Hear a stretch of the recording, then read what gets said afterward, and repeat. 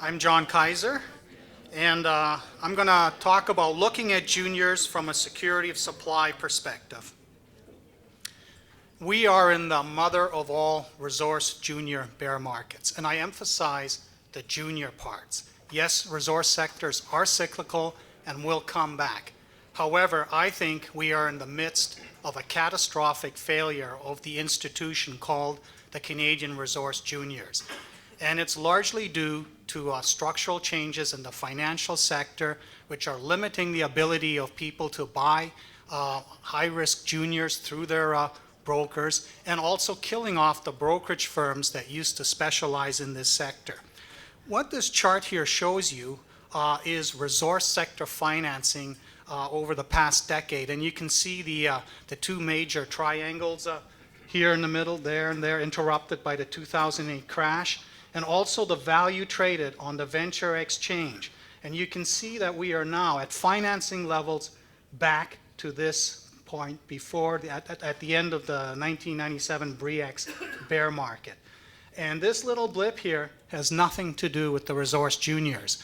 It is now what the momentum crowd is going after, pharmaceutical, fantasies for ideologues like BitGold and stuff like that. Very little to do with the junior resource sector. And I'm pretty concerned about this situation. And you can see here the damage that's been done. 900, well, it's actually even higher now. These companies have these have no money left, negative money, and these ones have under $500,000. With the pipeline for money going into treasuries choked by these crazy things like accredited investor restrictions and so on, these companies will not get refinanced very easily.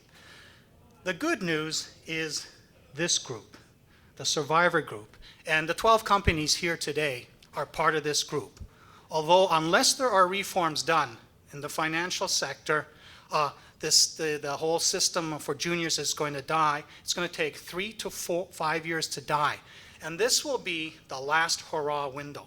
We have reached the bottom, and as Eric pointed out earlier, we are not talking about trend-driven successes in the stocks. There is no tide that's going to lift all the boats. It's going to be individual company fundamentals or little micro stories that affect a company or its particular project or metal specifically. So I break down the juniors into 4 core narratives. One is the gold bug narrative, and that's been quite dominant over the past decade. Another is the commodity cycle one, which has been very good in the name of the super cycle. Another is a new one, security of supply, and I'm going to talk a fair bit about that today. Security of supply type spins on juniors have not become possible until the last 5 to 6 years, where it became clear that the management that runs these Canadian juniors are no longer just target generators and drillers of them and then hand off feasibility demonstration to the big boys. The juniors now are technically much more proficient than they used to be, which is why about 800 of them are just going to disappear, because they're not technically proficient at anything except spending money on useless stuff. The fourth group that has always bailed us out of the bear markets is discovery exploration.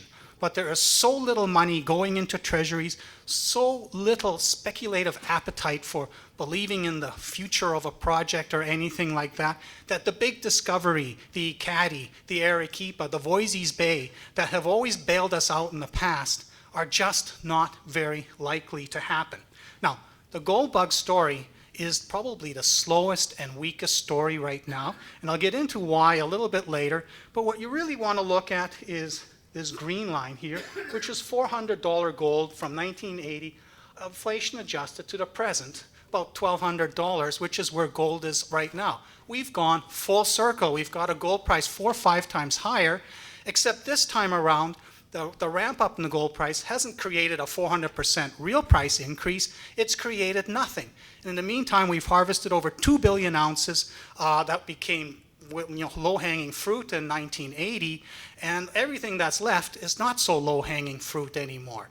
So if you really want a lot more gold, you're going to need a higher real price. And I really emphasize higher real price because fiat currency debasement and hyperinflation, yeah, it makes the gold price go up, but the costs go up right with it. So that's what we need. We need arguments for higher real gold prices. In terms of the commodity supercycle, China is over. India will be next, but probably 2020 before that happens. And again, with the Discovery Juniors, one of the best Canadian discoveries was Eleanor by Virginia Gold, bought out by Goldcorp, which left them with a 1% to 2% royalty. Virginia Mines recently got absorbed by Osisko based on a royalty on $400,000 ounces for a project that at the current gold price has a negative $300 million NPV and would not be developed today.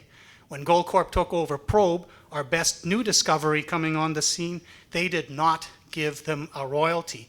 And the Probe spin-out with $19 million cash in the treasury, about 65 cents a share, is trading at a 35% discount to cash breakup because the market's saying, okay, you guys want to get an advanced gold deposit, you're going to use up all that money trying to demonstrate that it works at $1,200 gold, which it won't, so we're not really going to give you any credit. There's actually a very deep pessimism out there about gold going higher. Now, why would gold go higher? Inflation is almost negative at the moment. The real interest rate is starting to rise. The actual interest rates, the nominal interest rates, are supposed to rise. The US dollar is strong. Now, Eric pointed out an interesting chart showing that the US dollar actually goes down when US dollar goes up because, of course, everybody expects a tightening to wreck the economy and so on. But in this case, I think the raising of the US interest rate is going to create some terrible turmoil in the interim, but it's actually needed to solve the problem as why we do not have any real inflation in the system. And the reason is there is no real credit expansion underway. Yes, there's been money printing, but it's been printed to replace money that was looted during the past decade. The banks don't lend because they have such low rates on their deposits. So they don't want to lend. We need higher real interest rates in order to stimulate the US economy so that the companies stop using their trillions of dollars to buy back their shares or just do nothing with it and start investing in a future where a younger generation is actually going to consume. And we have to go through some terrible turbulence going forward because when those interest rates rise, the bond market is going to take a haircut. And this is another reason why the resource sector, nobody's interested in it, because we all know the big equity markets are going to get a haircut, the bond markets are going to get a haircut.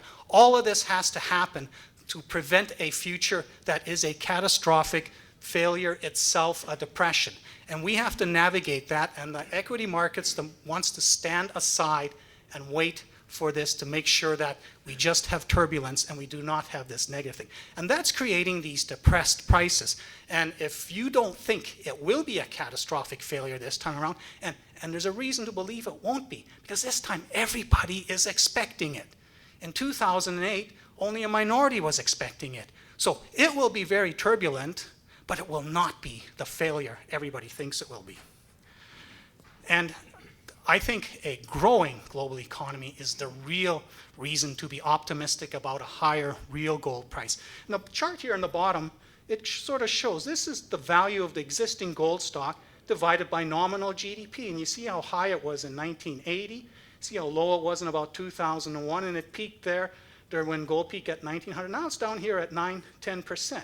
If this global economy keeps growing and this kind of fizzles because of the weak price, with the weak gold price and the $1,200 all-in cost for new gold supply, you're going to see the value of the existing gold stock shrink or increase because it's a place where people park money as an insurance policy, not because they have ideological opposition to socialist governments or anything. I mean, China is a socialist communist country. It's successful because it uses its dictatorial powers to decree things to happen.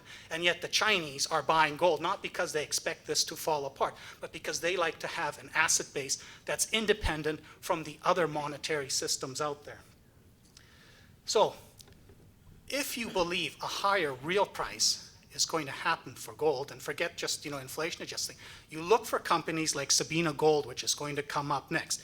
And this has been on my bottom fish watch list since about a year and a half ago, and they had a feasibility study that was not so great. 7-year mine life, high capex, 1,300 plus base case price when we got $1,200. But they have now redone the feasibility study with a different mining scenario and come up with something substantially better. Now this company, worst case scenario, if gold does nothing, and I think the worst for gold is like maybe sag to $1,100, but not go much further lower than that on the interim. Worst case that this will happen is it's going to be absorbed at 80 cents by one of the bigger companies who sees it's a high grade deposit and so on. And so here you can see, like, I've done the number slightly different from them. $500 million to $800 million NPV with a $600 million, $550 million capex in there. What does that translate into stock price? There's what you do. You see it's a $3 to $5 stock, and yet the market's pricing it as though gold's going to $1,000. And here's the leverage. You look for the optionality in projects like Sabina, because worst case, it does nothing, and they have $30 million in the treasury with which they can continue to optimize and so on. So gold goes up $300, big deal. So that's what, a 25% interest from the current level. That's like a 5 to 10-fold leverage on these juniors. So worst case, you get a double because they get cleaned out prematurely. Best case, we get that rise in gold over the next few years to simply $1,400, $16, which I think is a reasonable level for real price level for a growing economy, and that's your upside. Now, I'm pretty bearish on the commodity cycle going forward. I don't think demand growth is going to be what it was, but what people don't understand who are bullish about the juniors is the mining industry did a fantastic job mobilizing new response to this jump in the copper price. And here's what was taken over by the juniors, and this is in the process of either in the pipeline or going into production. And then here are the ones that are left, and this was sort of the grade range of what was taken over. What people who think like when India comes on stream are going to get a repeat of the last decade, the Lumina model is not going to work again. That worked at the end of multi-decade declines in real prices of metals when Ross Beatty, when people were still skeptical of China, sort of made a leap forward prediction, said China is going to explode and the existing supply infrastructure is not going to be available, is not going to be able to meet it. And so there are all these deposits abandoned in the woodwork. And then, after the Lumina model started to kick in and the price went up, then everybody dragged these things out of the woodwork. Well, they're no longer in the woodwork. And this is almost with all metals and even gold deposits. They're all there now, either in inventory or still in some public companies. So at best, with the ones that are still out there, we get a clean out cycle, but we do not get the kind of boom that we had in the past cycle. And iron, totally hopeless. The big guys own the future. Now nickel is different, and nickel is my segue into talking about the security of supply stuff. Nickel went to $24 because the laterite and sulfide suppliers were not in a position to meet demand from China. But then out of nowhere, Indonesia and the Philippines erupted as major suppliers. What happened? It was a process innovation by China. They figured out how to feed nickel pig iron directly into their steel mills to make stainless steel rather than the high purity refined metal they were getting from the laterite and sulfide producers. And of course they realized we could take this low-grade laterite ore from the Philippines, ship it whole ore, dump it into these legacy furnaces which don't have any pollution controls and all that, and do this cheaply. This overhang has killed the nickel price, but it is a temporary one. And you can see here, the yellow is Indonesia. It used to be here in second spot behind the Philippines, but Indonesia said, hey, we want the smelting done in our country, and that's happening. But it's going to be more expensive, and they're going to have proper pollution control things. So the inventories are being drawn down, and I think Darren had some projections. 2-3 years from now, nickel prices are going to be strong again, and then it's going to be a question of where does the nickel come from, because it's not going to come from those same old laterite, dirty laterites in the Philippines and Indonesia. Now, security supply narratives. Prices can go up because demand grows or because demand gets disrupted. They can also go down because demand goes way up. Because supply goes way up, which is what's sort of happening now. We're digesting that. But the big thing that I think going forward that people are not assuming is that the globalization concept is in jeopardy. Everybody assumes that anywhere you produce it in the world, it will be shipped to whoever is willing to pay for it. I think the way we're going with China starting to distinguish itself from the United States and wanting to develop its own one road, one belt market with Eurasia and so on, and all these sanctions being introduced and so on, globalized trade is fragmenting. And that's going to change the whole supply-demand dynamic. And the chart in the upper right here shows you some of the world's vulnerability. The red is stuff that comes from China, and the black is from Russia. And you can see that the stuff from the US and that. And what I'm suggesting, projects, say, in Canada and the US are going to become much more interesting if this goes offline because of geopolitical disruptions. And I think we're heading into a period of enormous international geopolitical conflict. I think this is also going to be the surprise driver for gold. I think Brian said that gold surprises us with its move. It's not going to be people worried about hyperinflation. It's going to be people worried about where the whole future is going. Now, everybody's familiar with that sort of stuff, but what people haven't thought about was government policy demand drivers. The most famous one is the idea of climate change and shifting away from fossil fuels, and we saw that with the rare earth sector, wind turbines and so on. And then there's, of course, supply policy, supply disruptors. We've seen that with uranium. Germany suddenly says we don't want it, and all of a sudden, that's a policy demand disruptor, not a supply disruptor. And then there's usage innovation, coming up with batteries in cars that use graphite, and there's functionality innovation. I mean, antimony, they're trying to figure out long-term storage batteries for solar and wind energy, and one of the angles is antimony. Well, there's not enough antimony to take care of that. So if something new in the science world comes up, that could also be a demand driver. And then there's process innovation also, where you have some new way of extracting material and making it available, and that can be company specific, because you've got a company that's got a deposit that can be processed in a way that couldn't before.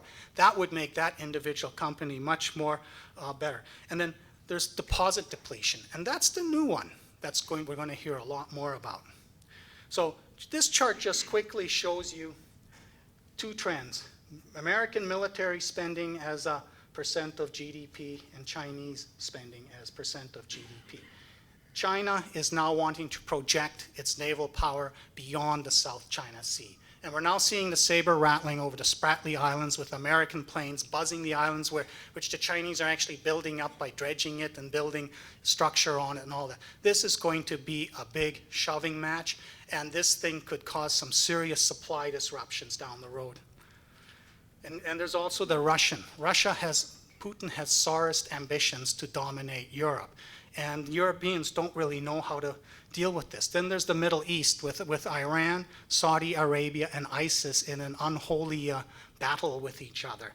And of course, as I've pointed out, China, that whole South China area, it's not a problem for Asia. It is a problem, however, in the relationship of the United States to the rest of the world, and China's asserting itself more and more and pushing back, and the Americans not being in a position to do anything about it.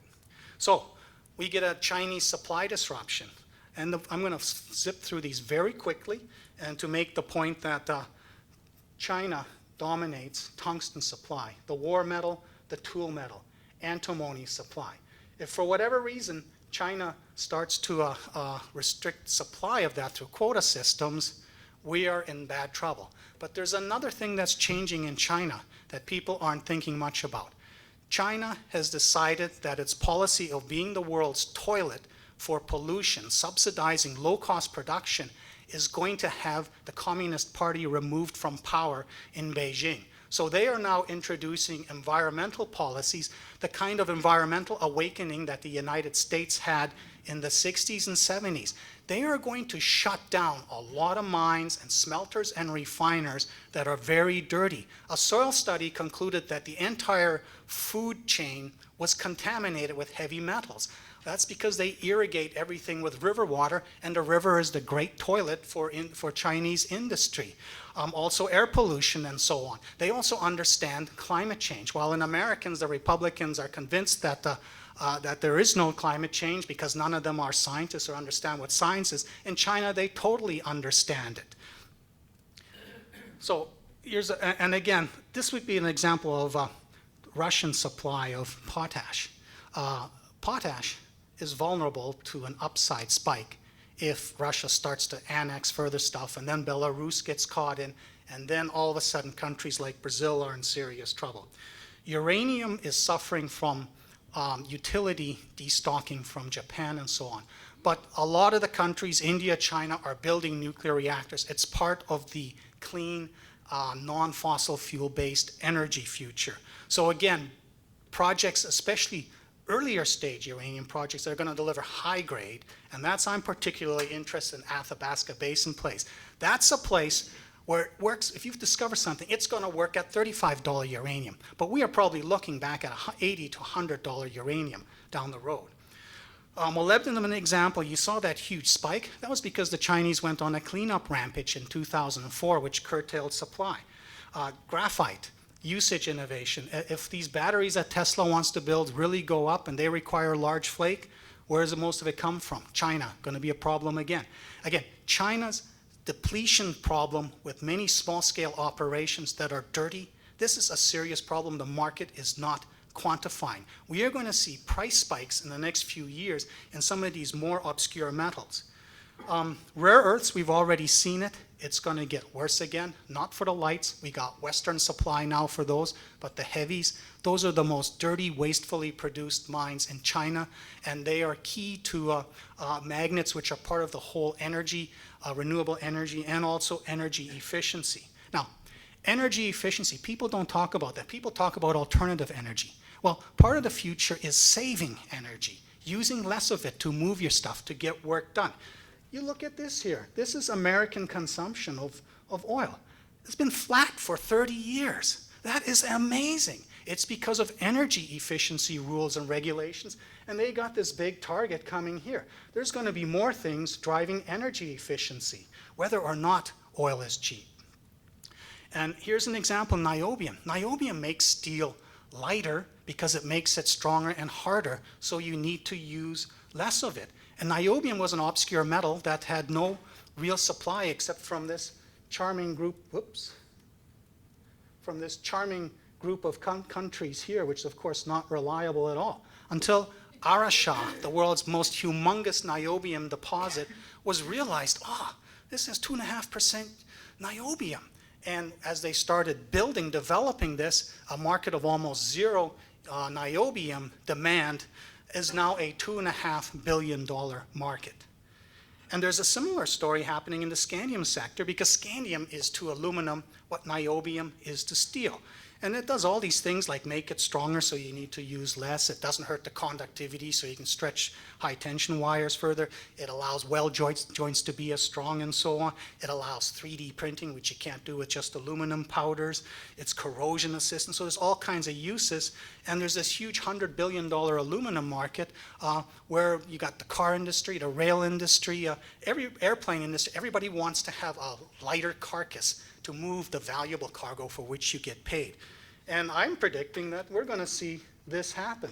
But it hasn't happened yet. But it's because all the scandium comes from tiny little byproduct stuff, 10, 15 tons a year. And that's nothing, and you can't scale it. But the juniors discovered big deposits in Australia that are much higher grade, that are being developed, and these things are going to change that space and build scandium from a 10-ton market to a 1,000-ton market. And there's two little companies. Robert Friedland's Cleantech already has achieved a $100 million valuation, and Scandium International, which is still at $100 million, $20 million. And you can see these things are uptrends. This is a metal where simply making supply available builds demand. And diamonds have their own depletion cycle. Diamonds are running out. Zhuaneng and Arapa will produce 23 million carats for another 30 years. But the other mines are shutting down. And as the world's prosperity grows, people will want diamonds. And then you want nice diamonds, like these ones from Lucara's Carode project, or smaller ones like these from Peregrine's Chidliak. The diamond space is ready for a revival.